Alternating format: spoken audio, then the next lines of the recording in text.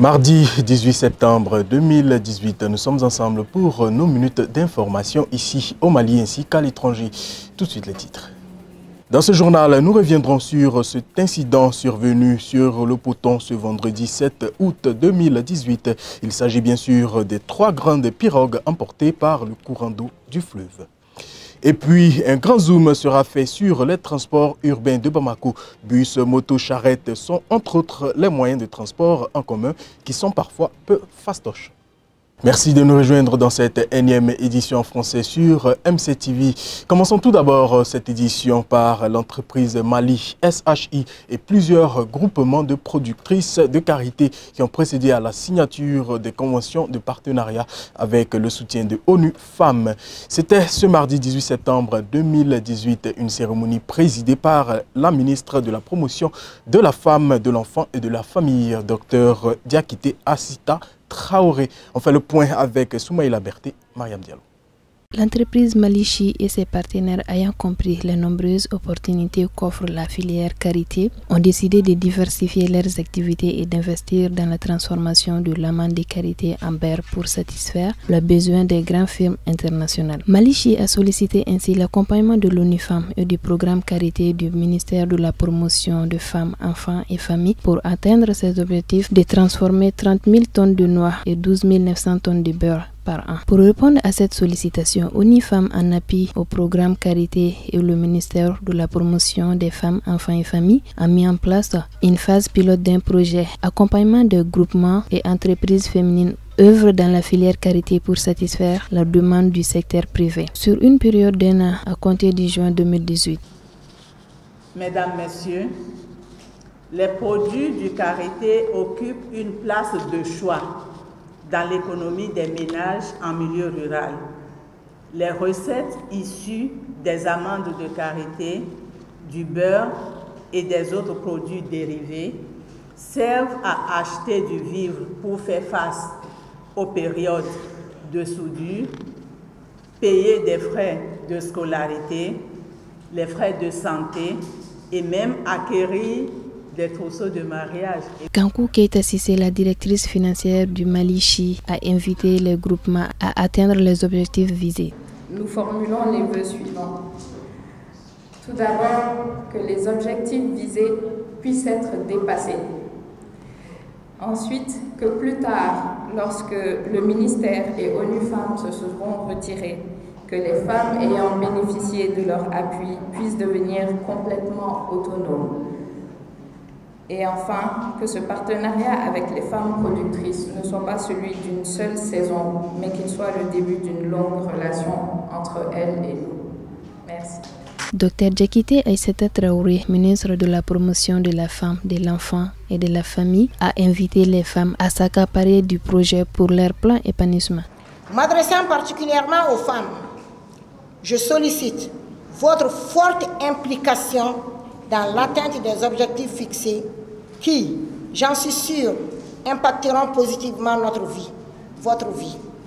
Aussi, c'est pour moi l'occasion de renouveler au nom du gouvernement des remerciements à l'ONU Femmes dont l'engagement à la promotion et au développement de l'entrepreneuriat féminin est constant. Cette cérémonie s'est clôturée avec la signature des contrats de partenariat entre l'entreprise Malichi et les groupements féminins et la remise d'un important lot de matériel. Je l'annonçais il y a quelques instants, après 10 années de service, un incident est survenu sur le ponton dans la nuit de vendredi 7 septembre 2018, causé par 3 grandes pirogues emportées par le courant d'eau du fleuve. Ces pirogues sont venues cogner le radeau. C'était l'objet de la visite des responsables de la Somapep SA, comme nous disent ici Bibata Koulibaly, Mamadou Diallo. Pour une capacité nominale de 18 000 m3 par jour, les stations compactes de Bakodjikoroni ont été réalisées en 2008 pour la première station avec une capacité de 6 000 m3 par jour et en 2009 pour la deuxième station de 12 000 m3 par jour. suivant les saisons de l'année et la qualité des eaux brutes du fleuve. Les productions journalières de 2 stations compactes peuvent varier de 13 000 à 19 500 m3 par jour. L'alimentation électrique des 2 stations a été sécurisée avec l'installation d'un générateur de 800 kVA permettant d'assurer la production d'eau potable pendant les coupures de DMSA. Occasion pour le responsable technique d'expliquer le mécanisme aux visiteurs et profiter pour lancer un message à l'endroit de la population. Ces incidents sont dus aux pirogues qui se sont échappées de l'amont de notre ponton. Vous voyez le ponton, c'est l'ouvrage qui sert réellement de relever l'eau brute vers les stations d'exor. On a des pompes submersibles sur ce ponton-là, des capacités variant entre 100 m3 à 450 m3 air. Des pompes submersibles. Quand il y a eu l'incident, réellement, on a été fragilisé par notre capacité de production. On a eu un déficit de production avoisinant 2000 à 3000 m3 jour.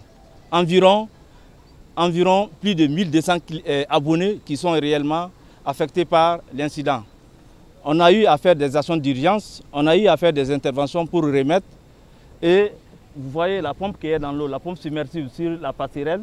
C'est une pompe de 750 m3 air qui a permis réellement de maintenir la production à 11 000, 12 000 m3 jour à la date d'aujourd'hui. Mais cette production est insuffisante pour une station qui doit produire autour de 15 000 m3 en période hivernale.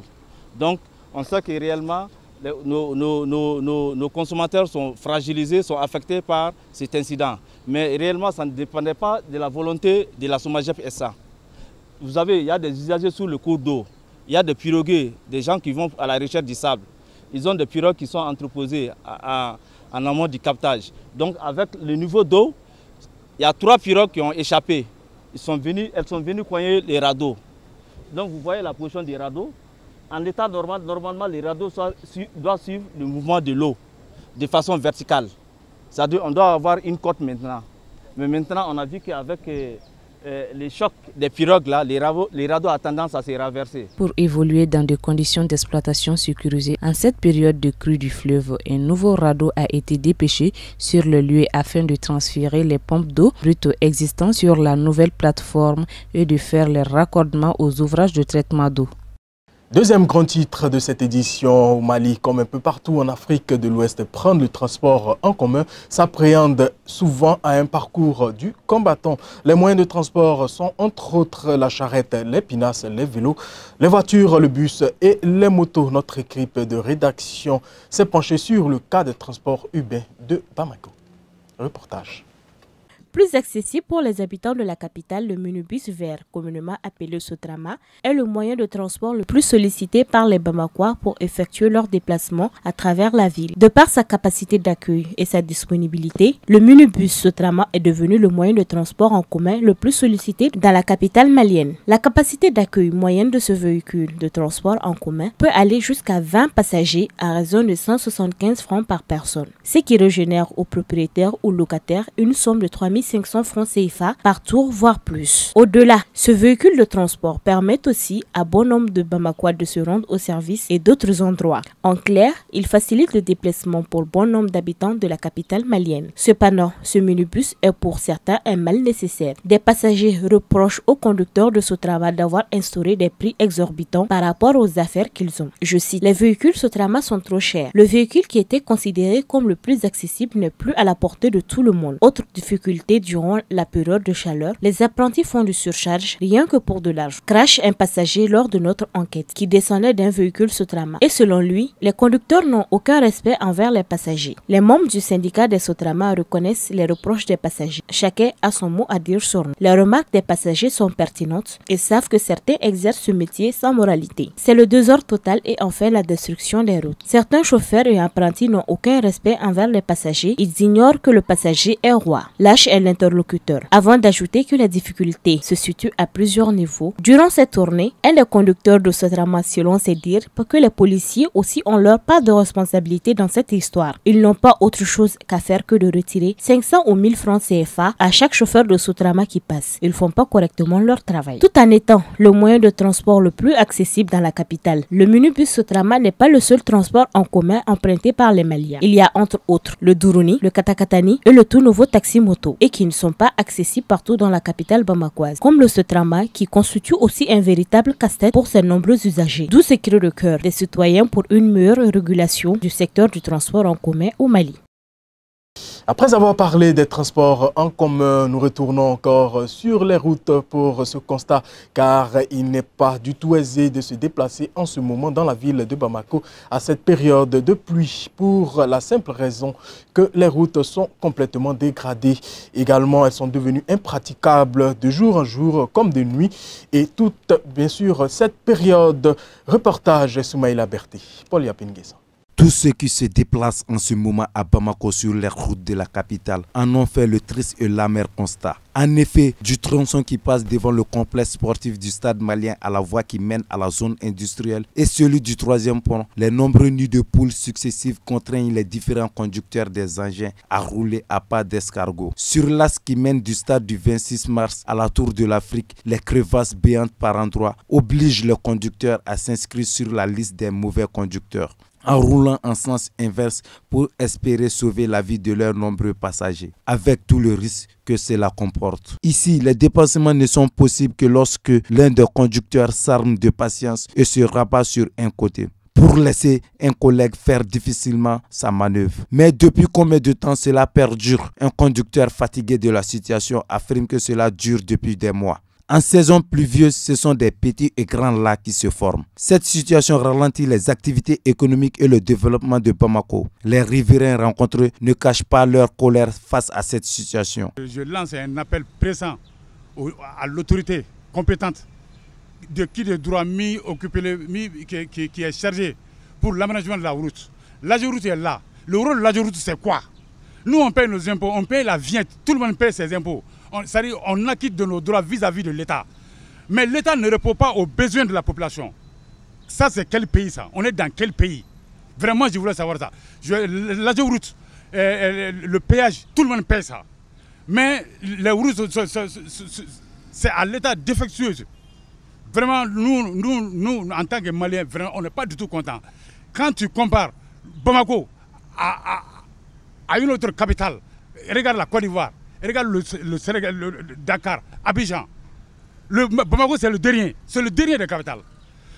Tout n'est pas lié au président. Tout le monde dit que le président. Mais il y a des organes pour ça, qui est chargé pour l'aménagement de la route. Ce n'est pas le président. Pour certains usagers, la surexploitation de nos routes depuis plusieurs années est à l'origine des nombreuses nids de poules qui surprennent par endroits les automobilistes. Cette situation entraîne parfois des crevaisons, des sorties de route ou des tonneaux. Certains nids de poules sont devenus très profonds et constituent de réels dangers pour les véhicules, ont indiqué les automobilistes qui ont vivement souhaité que l'État réhabilite ces voies pour mettre fin à leur calvaire. Nous ne pouvons terminer cette édition sans parler bien sûr de sport. Le stade malien de Bamako contre le Djoliba AC. Telle est l'affiche de la 58e édition de la Coupe du Mali. Les Rouges de RMA Konon ont composté leur ticket à l'issue d'un match palpitant contre l'Afrique Football Elite en abrégé AFE par le score de 1-0. Suivant le compte-rendu de la rencontre avec nos reporters Sekou Babalo, Kadiatou Bagaygo. Ça y est, l'affiche de la finale de la 58e édition de la Coupe du Mali est connue. Ça sera un derby entre les grands rivaux du football malien, à savoir le Stade malien de Bamako et le Djoliba Athletic Club. Après la qualification douloureuse des Blancs de Bamako face au club olympique de Bamako, les Rouges Djolibus ont composté à leur tour le second ticket de la finale ce dimanche après-midi face à l'Afrique Football Elite par le score de 1-0. Tout comme le stade malien, le Djoliba AC n'a pas eu aussi un match de demi-finale facile. Le petit poussé a fait achèrement vendu sa peau. Mais ce club de deuxième division à Botinier finira par craquer face à un vieux routier de la compétition dans les dernières minutes du temps réglementaire. Homme providentiel des Rouges, Mohamed Niapégué Cissé a inscrit un but à 5 minutes du terme de la rencontre, 85e minute, pour un score final de 1-0. À la fin de la rencontre, les acteurs nous ont donné leur impression.